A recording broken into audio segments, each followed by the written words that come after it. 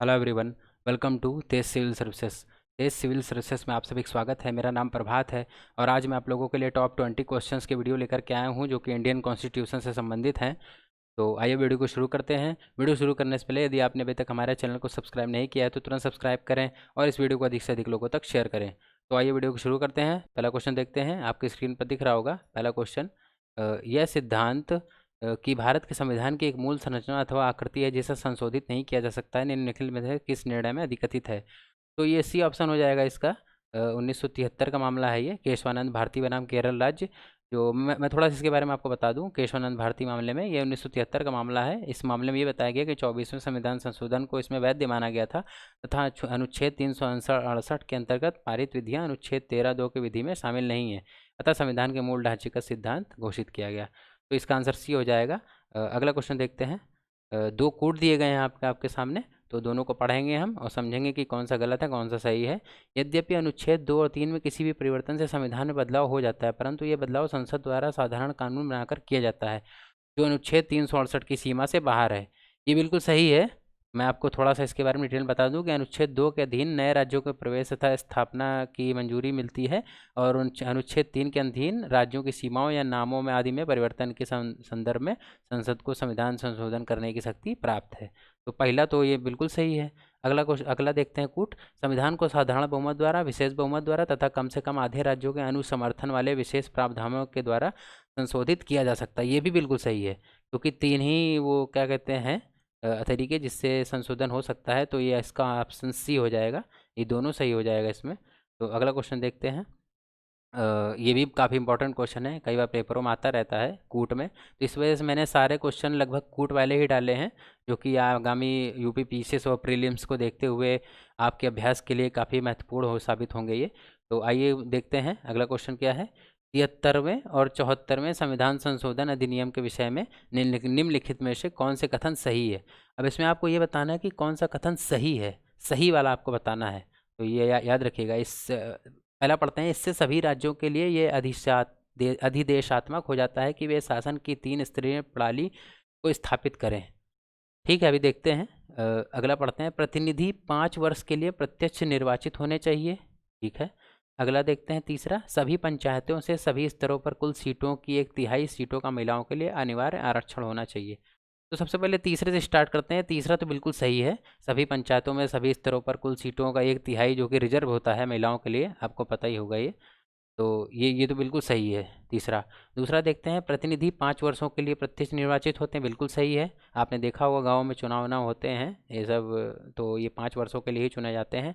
लेकिन पहला ये गलत है क्योंकि मैं आपको बता दूं इसमें थोड़ा सा कि 73 अनुच्छेद 343 खा में पंचायतों के 3 स्तरों की चर्चा की गई है, लेकिन 20 लाख या उससे कम जनसंख्या वाले राज्यों में मध्यवर्ती स्तर का गठन नहीं किया जा सकता है।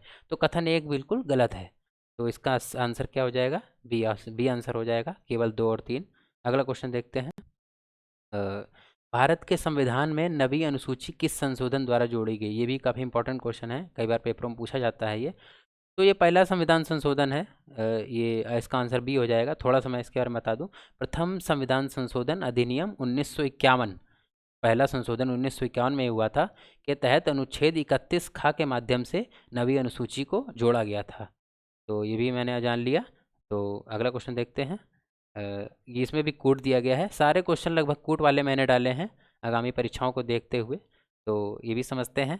दोनों कूट पढ़ेंगे और समझेंगे कौन सा सत्य है कौन सा असत्य है। संसद संविधान के किसी भी अंश या प्रावधान में संशोधन कर सकती है बशर्ते यह मूल ढांचे का उल्लंघन ना करता हो। ठीक है। अगला पढ़ते हैं। न्यायालय ने संविधान की मूल ढांचागत विशेषताओं का सिद्धांत केशवानंद भारती मुकदमे में अपने निर्णय में दिया है। तो अभी मैंने पढ़ा था इससे पहले केशवानंद भारती मुकदमा, मैंने आपको बताया था 1973 का जो मामला है केशव भारती। तो ये दोनों सही हैं। संविधान के किसी भी अंश या प्रावधान में संशोधन कर सकती है, बिल्कुल कर सकती है संसद इसका उसे, और लेकिन ये मूल ढांचे में उल्लंघन ना हो इसका भी ध्यान रखना होगा उसे। तो इसका आंसर क्या हो जाएगा? सी आंसर हो जाएगा।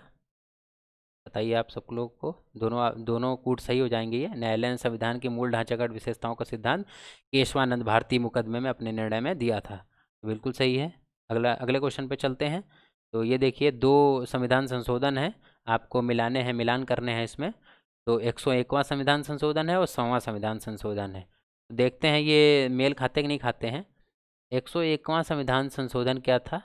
ये अधिनियम है, सॉरी, ये संविधान संशोधन नहीं। कौन सा सुमेलित नहीं है, ये देखिए क्वेश्चन ने पूछा है कौन सा सुमेलित नहीं है। तो 101वां संविधान संशोधन क्या है? भारत द्वारा राज्य के क्षेत्रों में अधिग्रहण और बांग्लादेश को राज्य के हस्तांतरण को प्रभावी बनाने के उद्देश्य से। तो ये बिल्कुल गलत है। 101वें का ये हो जाएगा, वस्तु एवं जीएसटी 101वां संशोधन अधिनियम है ये। कोई भी कानून जब संसद में पारित हो जाता है तो वो अधिनियम हो जाता है, और यदि वह बिल के रूप में बिल ही रह जाता है, मतलब पारित नहीं होता, तो उसे संविधान संशोधन कहते हैं। अगर वह पारित हो जाता है कोई कानून तो उसे अधिनियम हो जाता है वो। तो 101वां अधिनियम था जीएसटी को लागू करने वाला। और 100वां ये था जो दूसरे ऑप्शन दूसरे कोर्ट में दिया है, तो उसका आंसर ये हो जाएगा, भारत द्वारा राज्यों का अधिग्रहण में बांग्लादेश को राज्य। तो ये 100वां संविधान संशोधन क्या था? भारत द्वारा राज्यों का अधिग्रहण। तो इसका आंसर क्या हो जाएगा? एक और दोनों, दोनों ये सुमेलित नहीं है। तो इसका आंसर सी ऑप्शन हो जाएगा, ये दोनों सुमेलित नहीं हैं। तो ये भी मैंने देख लिया। अगला क्वेश्चन चलते हैं। ठीक है, अगले अगले क्वेश्चन में चलते हैं हम लोग। संविधान संशोधन के संबंध में निम्नलिखित कथनों पर विचार कीजिए। तो 3 कथन दिए गए हैं, तीनों हम पढ़ेंगे और विचार करेंगे इस पे, कौन सा सही है कौन सा नहीं सही है। संविधान पहला देखते हैं। संवैधानिक संशोधन के लिए पेश किए गए विधेयक पर असहमति की स्थिति में संविधान दोनों सदनों की संयुक्त बैठक का प्रावधान करता है। तो इसमें बताया गया कि उपर्युक्त कथनों में कौन सा सही नहीं है। तो ठीक है, पहला सही नहीं है, वैसे मैं आपको भी बताऊंगा क्यों नहीं सही है। दूसरा देखते हैं। संवैधानिक संशोधन के लिए विधेयक केवल संसद के निम्न सदन में प्रस्तुत किया जा सकता है। ठीक है। तीसरा देखते हैं। राष्ट्रपति ऐसे विधेयक को पुनर्विचार के लिए संसद में भेज सकते हैं। ठीक है। अब इसमें बताना है कि कौन सा कथन सही नहीं है। तो कौन सा कथन नहीं सही है इसमें? 1, 2 और 3, ये तीनों भी सही नहीं है। हाँ, ये तीनों भी सही नहीं है। इसका आंसर हो जाएगा सी।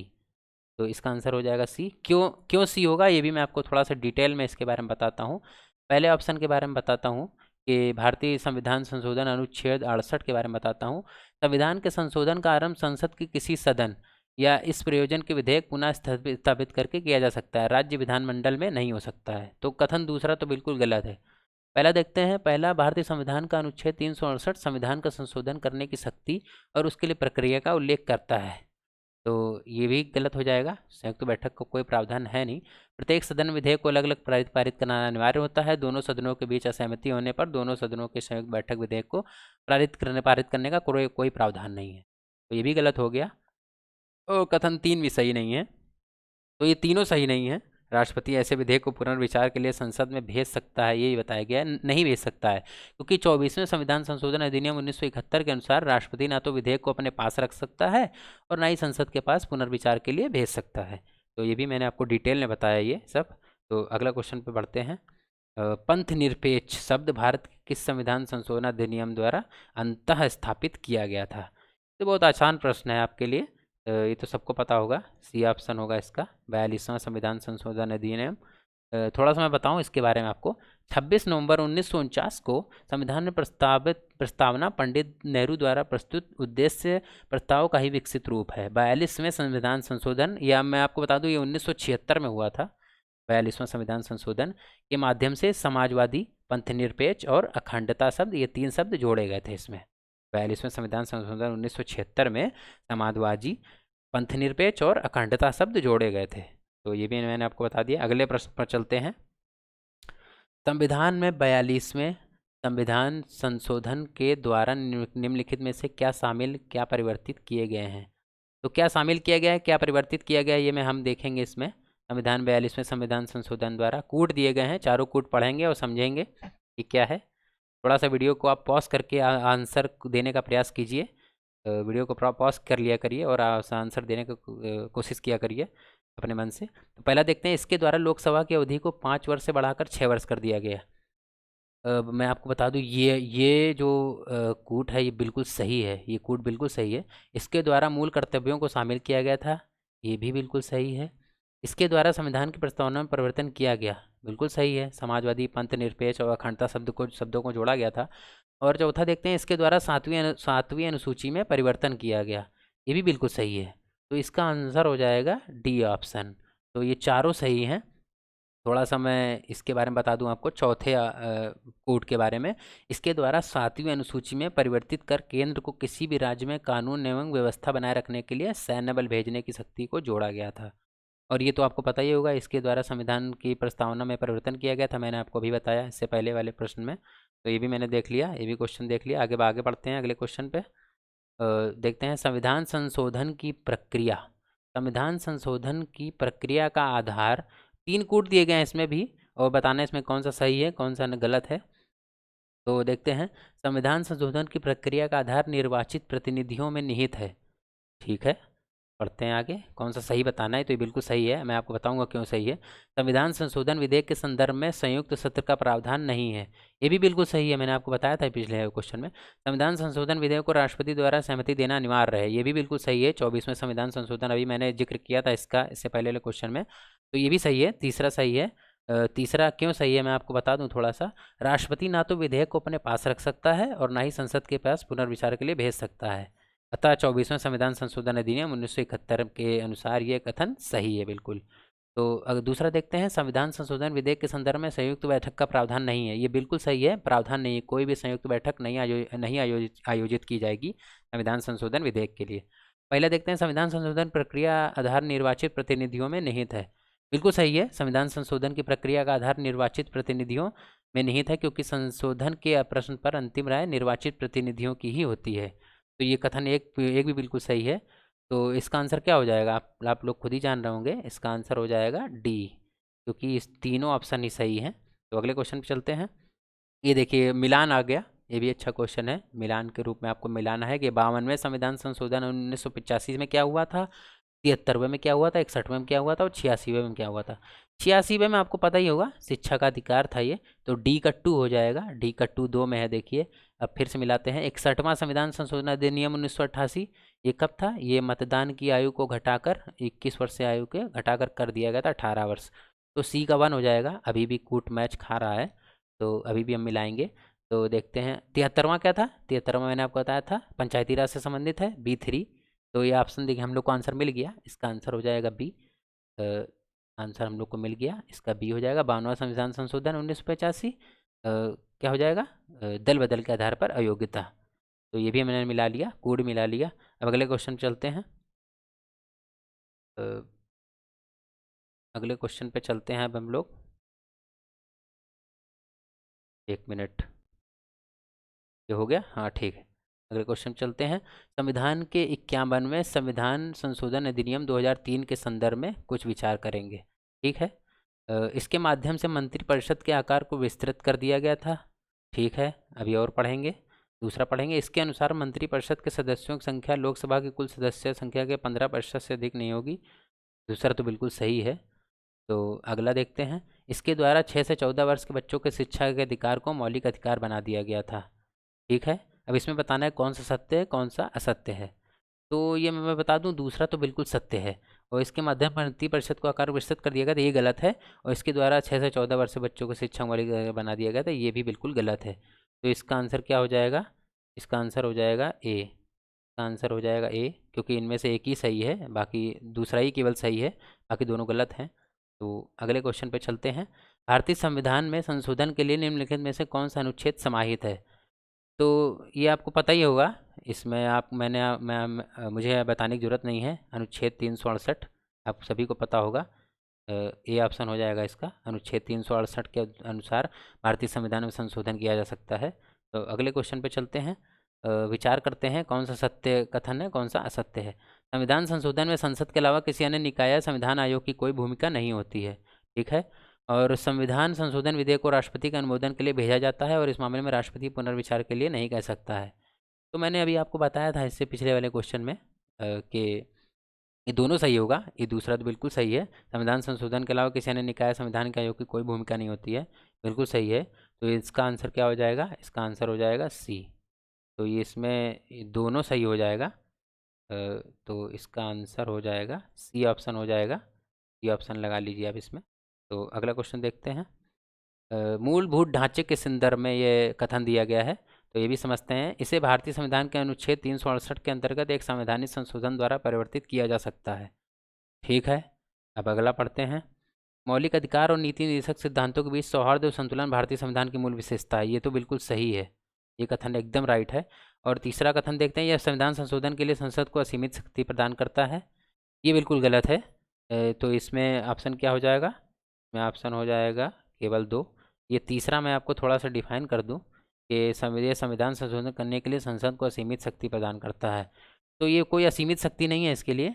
संसद की एक शक्ति का एक निश्चित दायरा है, जो कि मूलभूत ढांचे में कोई नहीं कुछ छेड़छाड़ होनी चाहिए, यही की खासियत है ये। अगला क्वेश्चन देखते हैं, 33वां नंबर। संविधान कौन सा कथन असत्य बताना है इसमें? संविधान संशोधन इसमें विधेयक के मामले में संयुक्त बैठक का कोई प्रावधान नहीं है प्रावधान। असत्य बताना है हमें, तो बिल्कुल कोई प्रावधान नहीं है। राष्ट्रपति संविधान संशोधन विधेयक को अनुमति देने के लिए बाध्य है, ठीक है। और अगला पढ़ते हैं हम लोग। और संविधान संशोधन विधेयक को प्रस्तुत करने के लिए राष्ट्रपति की पूर्व अनुमति की आवश्यकता होती है, यही बिल्कुल गलत है, कोई आवश्यकता नहीं होती है। सी ऑप्शन हो जाएगा इसका आंसर। तो ये मैंने बताया। अगला क्वेश्चन देखते हैं, निम्नलिखित में से किस संविधान संशोधन के द्वारा यह प्रावधान किया गया कि राष्ट्रपति संविधान संशोधन विधेयक पर अनुमति देने के लिए बाध्य हैं? तो ये मैंने आपको भी बताया था पिछले क्वेश्चन में, 24वां संविधान संशोधन। ये रिपीट मार गया क्वेश्चन। अगले क्वेश्चन पे चलते हैं अब हम लोग। लास्ट क्वेश्चन देखते हैं, 91वां संविधान संशोधन अधिनियम क्या था? ये आपको डायरेक्ट पूछा गया है। ये 91वां संविधान संशोधन में क्या बताया गया था, ये पूछा गया है। तो पढ़ते हैं, संसद के दोनों सदनों की सदस्य संख्या को निर्धारित करने से, ठीक है। लोकसभा के सदस्य संख्या को निर्धारित करने से, लोकसभा अथवा राज्य विधानसभा में मंत्रियों की एक निश्चित संख्या निर्धारण से, और डी ऑप्शन है केवल राज्य में विधानसभा की सदस्य संख्या नियंत्रित करने से।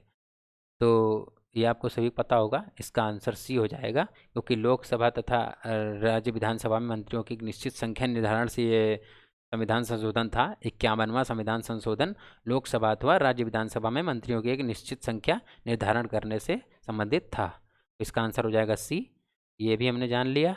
तो ये था हमारा वीडियो। अब चलते चलते मैं आपको एक गीत सुना रहा हूँ। सरफरोशी की तमन्ना अब हमारे दिल में है, देखना है जोर कितना बाजुए कातिल में है। तो ये मैं आपको क्यों बता रहा हूँ, क्योंकि आज जब मैं वीडियो रिकॉर्ड कर रहा हूँ तो 11 जून 2020 है आज, और आज ही से 1897 में 11 जून 1897 को राम प्रसाद बिस्मिल का जन्म हुआ था। आज जन्म जयंती है राम प्रसाद बिस्मिल की।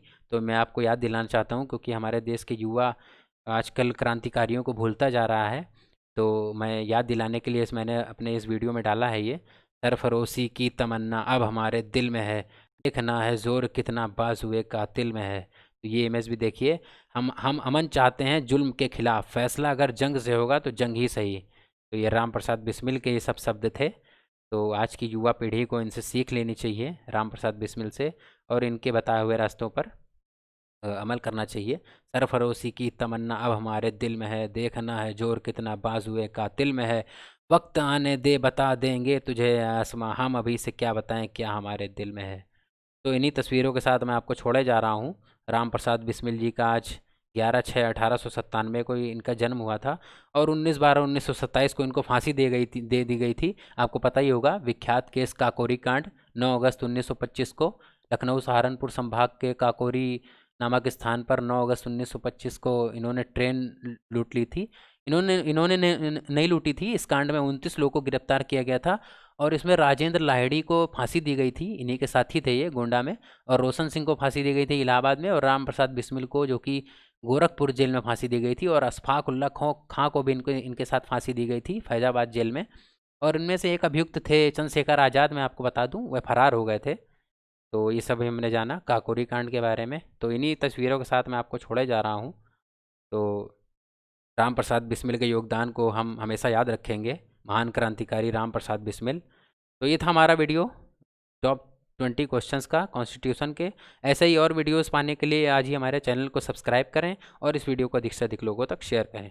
तो thanks for watching Tej civil services. जय हिंद, जय भारत।